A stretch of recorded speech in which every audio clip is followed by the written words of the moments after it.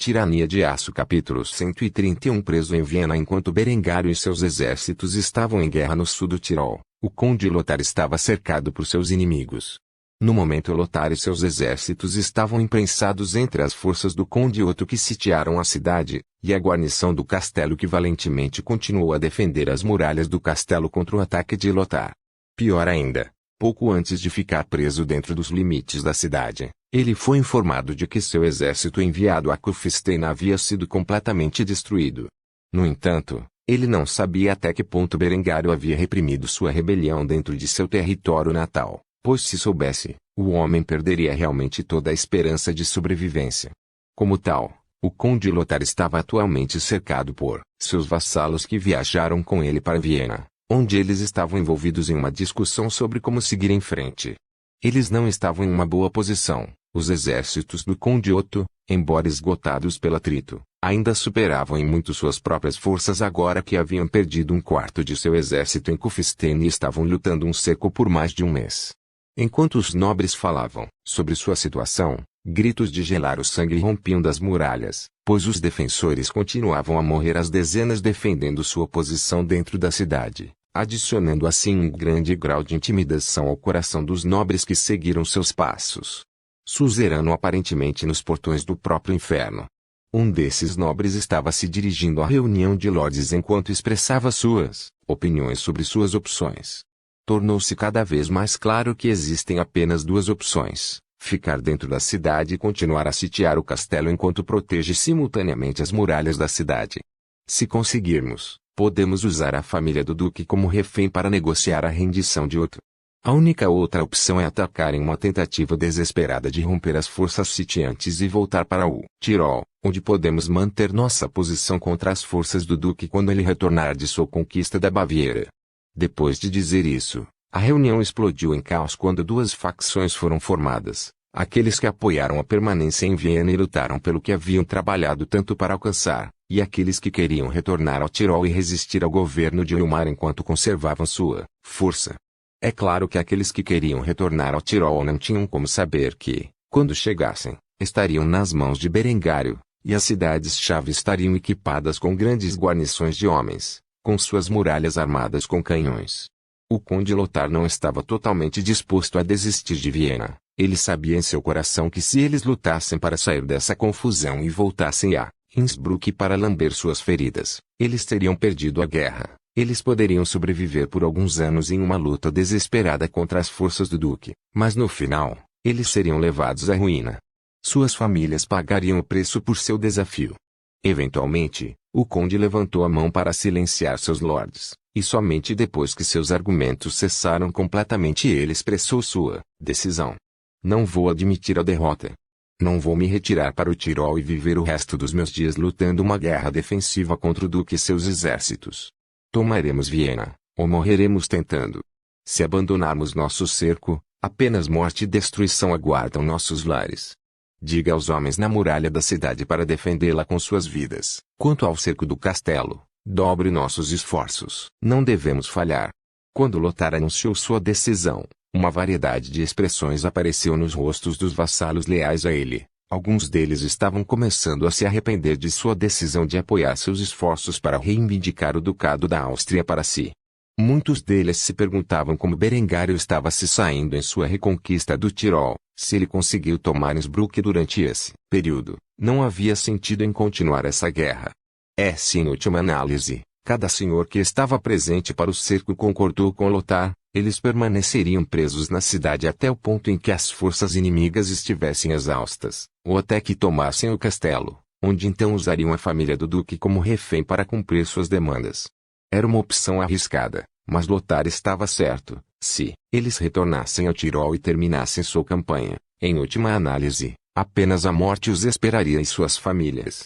Como tal, o cerco de Viena continuou, com os exércitos de Lothar presos entre as forças inimigas, travando uma batalha de duas frentes. Com a chegada das forças de Otto, os defensores do castelo ficaram encorajados e seu moral em colapso foi restaurado ao máximo.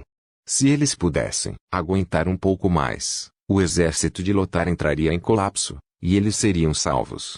Por enquanto, era uma batalha de vontade para ver quem as linhas quebrariam primeiro.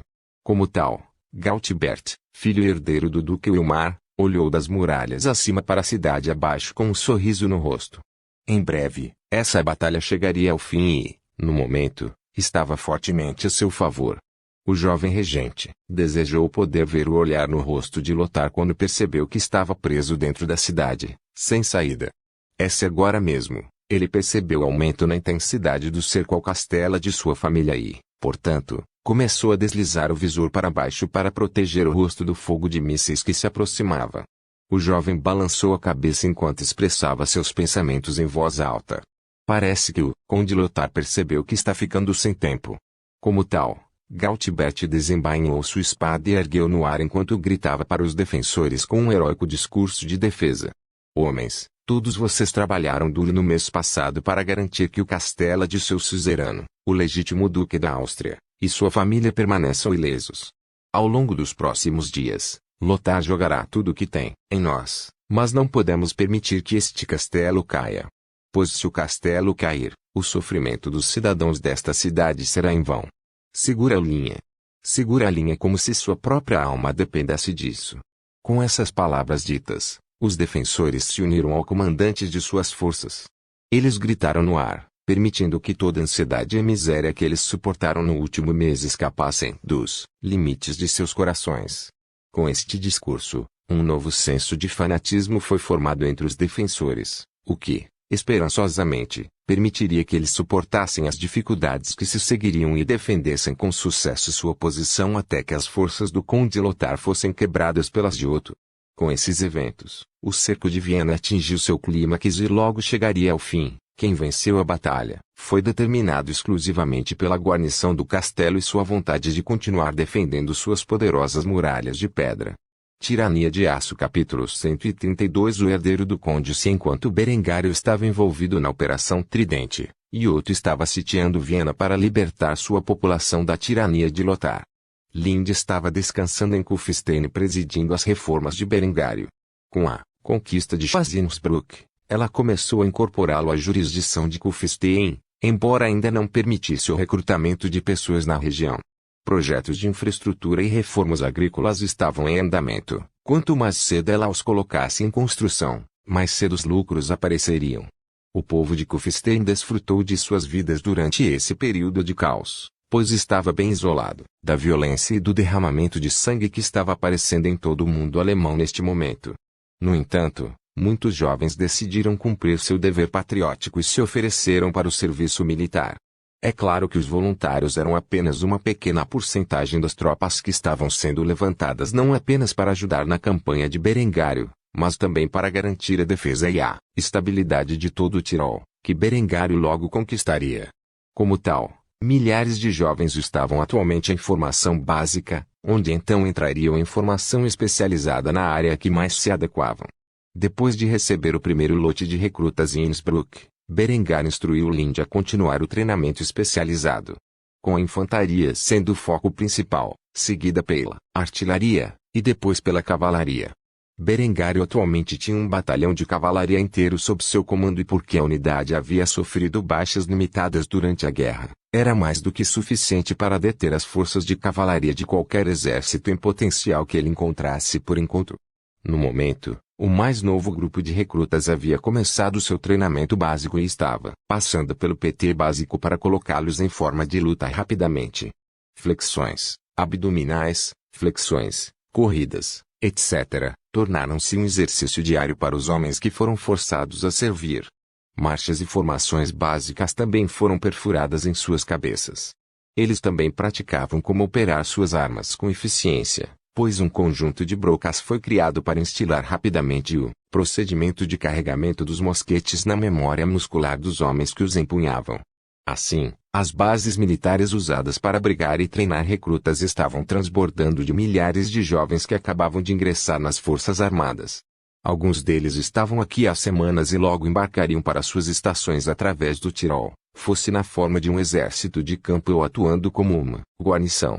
Quanto aos oficiais, os cavaleiros e nobres sobreviventes das regiões capturadas foram incorporados ao exército de Berengário e foram efetivamente treinados para cumprir o cargo de sua classe de oficiais.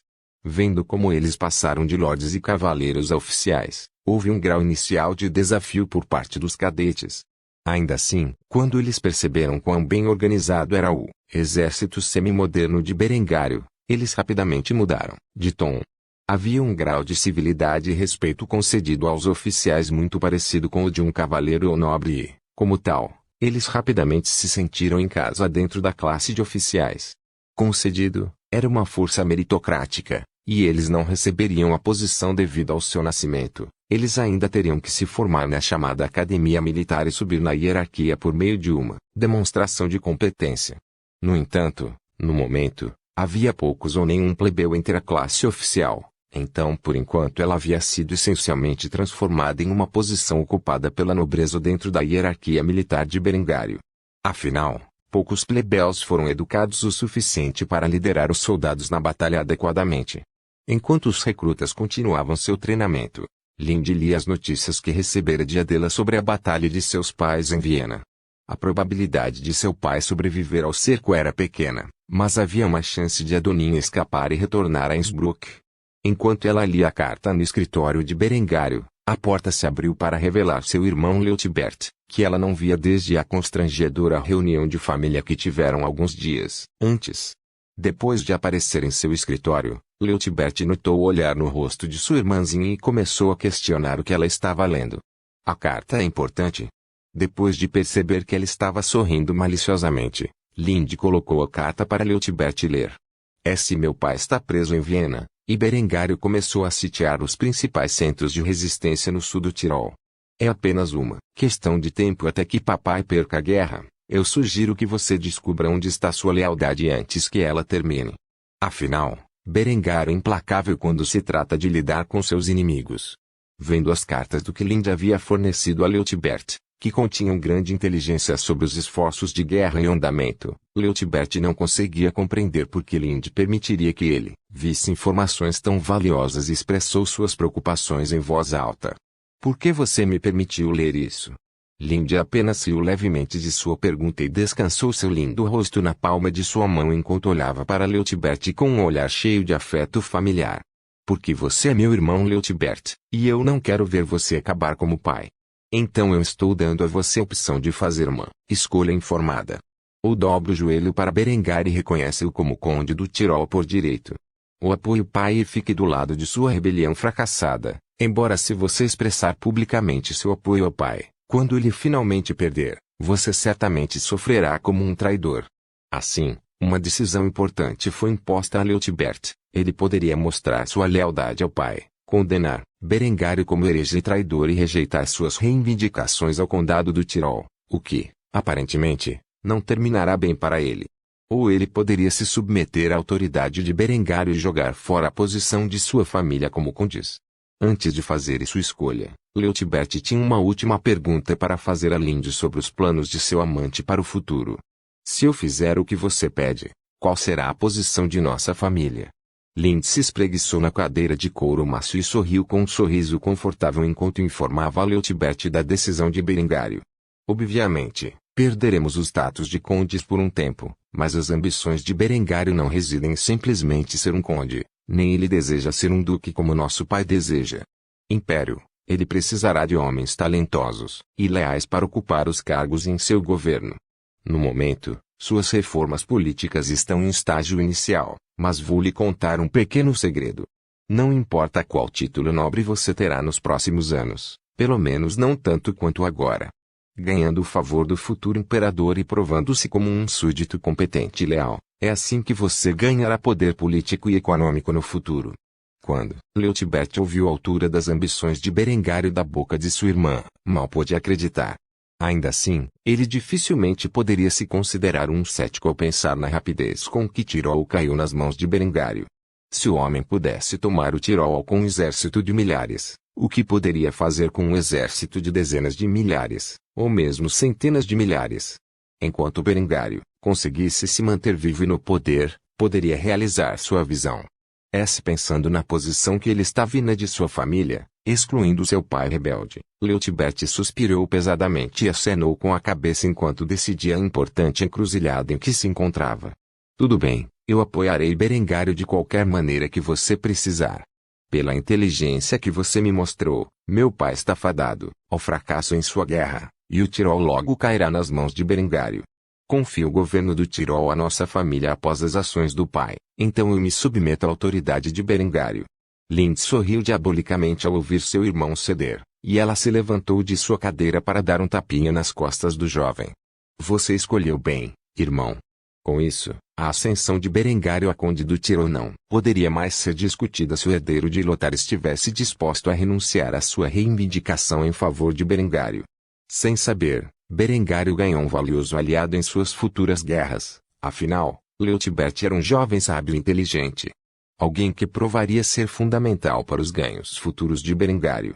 Tirania de Aço capítulo 133 Invadindo a brecha era tarde da quarta manhã do cerco de Sterzing quando a muralha finalmente desmoronou no chão, mas ao contrário dos cercos anteriores, onde os mosqueteiros corriam para a briga e abriam fogo contra o inimigo antes de derrubá-los com suas baionetas em um grande corpo a corpo. Os mosqueteiros fuzilados dispararam seus tiros da segurança das trincheiras, continuando a atacar os arqueiros defensores que estavam nas muralhas. Quanto à força que avançou pela agora gigante brecha na parede, foram as tropas. Mal treinados e equipados, mas com medo dos mosqueteiros atrás de suas fileiras, as tropas atacaram corajosamente a guarnição inimiga sob o fogo protetor dos mosqueteiros fuzilados de longe. Quanto aos muitos mais mosqueteiros de cano liso, eles continuaram mantendo sua posição até a hora de avançar. Corpos caíram das muralhas quando os arqueiros se revelaram para disparar contra aqueles que penetraram no agora gigante buraco dentro da parede. Lanças foram enfiadas nos torsos das tropas de ambos os lados. No momento, era uma luta de imposição contra imposição, já que muito poucos homens armados foram deixados para trás no Tirol. Sangue se espalhou pelo chão, e corpos logo preencheram a lacuna. Sem usar armas de fogo para quebrar a linha de defesa, rapidamente se transformou em um impasse quando os defensores inimigos taparam o buraco afunilando as tropas em poucos de cada vez. Quando Berengário viu o impasse começar a acontecer, ergueu uma pequena bandeira e acenou com ela, sinalizando que as tropas recuassem e os mosqueteiros de cano liso avançassem. Os mosqueteiros fuzilados dispararam de suas posições defensivas enquanto os canhões bombardeavam as muralhas permitindo que os mosqueteiros de cano liso avançassem com fogo de cobertura suficiente. Eventualmente, as tropas aliadas que apoiavam as forças de Berengário se retiraram, permitindo que os mosqueteiros formassem um pelotão de fuzilamento na brecha e chovessem uma saraivada sobre as forças que defendiam o buraco. Depois que a saraivada derrubou a primeira fila de defensores, os granadeiros avançaram e arremessaram suas granadas no vão entre as paredes. A explosão de várias dezenas de granadas preencheu a lacuna onde a explosão explosiva e os estilhaços despedaçaram os defensores. Depois, os granadeiros e a infantaria de linha recuaram, permitindo que as tropas atacassem mais uma vez os defensores agora contundidos e feridos. Desta vez Berengário recostou-se no acampamento e apreciou o espetáculo. Enquanto a batalha continuava, Berengário falou com os senhores ao lado dele que trouxe as levas. Suas tropas forneceram mais apoio do que você imagina, eles estão causando bastante dano às forças inimigas. Os lords apenas zombaram da observação de Berengário, ele estava obviamente usando os impostos para desgastar o inimigo e salvar a vida de seus próprios homens. É claro que qualquer general que se preze usaria tal tática, afinal, custava muito armar, treinar e abastecer as forças de Berengário. Ele preservaria suas vidas da melhor maneira possível e, até agora, Berengário ainda considerava as tropas como forças aliadas, não pertencentes à sua própria autoridade. Como tal, ele não se importava com a vida deles como fazia com a de seus próprios homens. O curso da batalha continuou assim por algum tempo. Toda vez que a batalha atingia um impasse, os granadeiros e a infantaria de linha o quebravam, permitindo que as tropas aliadas continuassem seu avanço. Ao contrário dos cercos anteriores, onde ele tinha 3 entradas para desviar a atenção dos inimigos, permitindo-lhe avançar rapidamente para a cidade, agora ele tinha que lutar contra vários milhares de defensores em uma única brecha. A batalha prosseguiu até tarde da noite, antes de Berengário retirar suas forças para o acampamento de cerco. Sob o bombardeio contínuo da artilharia de Berengário, a batalha pela cidade chegou a um impasse. No total, mais de 1000 homens pereceram naquele dia, mas para Berengário, mesmo suas tropas aliadas sofreram significativamente menos baixas do que o inimigo. Afinal, Eles foram protegidos por fogo de cobertura e ganharam terreno significativo contra as forças inimigas que preencheram a lacuna entre as muralhas. O objetivo de Berengário era repetir essa tática no dia seguinte, se os defensores da cidade ainda tivessem vontade de lutar. Era isso. Berengário, é claro, suspeitava que a guarnição da cidade se renderia. As tropas que foram levantadas para lutar contra Berengário sofreram baixas significativas tanto na batalha de campo antes como durante o cerco. A menos que todos desejassem morrer lutando, haveria alguma forma de deserção que aconteceria esta noite. Como Berengário havia adivinhado, várias centenas de defensores abriram os portões da cidade e levantaram a bandeira branca depois de algumas horas. Sob o manto da escuridão, as tropas de Berengário foram ordenadas a marchar para a cidade e conter os defensores. Embora essa ação tenha sido feita sem o conhecimento do senhor local, em última análise, os defensores sentiram que o preço a pagar para garantir o poder de seu senhor era muito grande. Assim Berengário foi recebido pelos defensores que jogaram fora suas armas e saudaram ele e seu exército com o respeito reservado aos heróis, conquistadores. Enquanto o senhor dormia em ignorância durante toda a noite em seu castelo, a cidade foi rapidamente conquistada por Berengário e seu exército. Essas tropas rendidas foram tratadas como prisioneiros de guerra e receberam alojamento adequado e tratamento humano pelo exército de Berengário, o que surpreendeu completamente os senhores sob seu comando. Um deles decidiu perguntar sobre o comportamento de Berengário enquanto cavalgavam por toda a cidade, que estava sendo protegida por suas tropas. É-se porque você está tratando os defensores com tanta dignidade? Berengário olhou para frente na escuridão da cidade e viu que as forças inimigas estavam sendo amarradas e conduzidas à contenção. Agora que eles se renderam, ele se certificaria de que nenhum mal lhes acontecesse. Com um sorriso no rosto, ele respondeu à pergunta do senhor. Eles se renderam e se desarmaram voluntariamente, não representam nenhuma ameaça e claramente nenhuma intenção hostil. Desde que não representem um perigo para mim ou para minhas tropas, vou tratá-los com a dignidade que os soldados devem ter. Afinal, sua bravura em face de probabilidades esmagadoras deve ser elogiada, pois eles duraram muito mais contra minhas forças do que eu havia estimado inicialmente. Apenas um selvagem mataria um homem indefeso. Berengário pode estar disposto a não dar trégua aos inimigos que começaram a fugir diante do seu poder avassalador. Ainda assim, para uma força que se rendeu adequadamente e se jogou à sua mercê, apenas seus líderes pagariam o preço por se levantarem contra ele. O soldado médium que estava seguindo ordens não podia ser culpado pelas ações de seus superiores. Era assim que um homem civilizado se conduzia na arte da guerra. Depois de dizer sua parte, os senhores que se aliaram a Berengário começaram a vê-lo sob uma nova luz. Ele não era um conquistador tão implacável quanto eles pensavam inicialmente. Em vez disso, ele tinha alguns insights sobre a guerra que poderiam mudar a maneira como tal coisa era conduzida dentro do mundo civilizado. Para os senhores feudais de uma era bárbara, essa ideia de tratar com dignidade os combatentes desarmados do inimigo era um conceito novo e ousado, pelo qual Berengário e suas forças se tornariam famosos ao travar suas muitas guerras de conquista. Por favor, certifique-se de verificar meus outros vídeos. Tenho certeza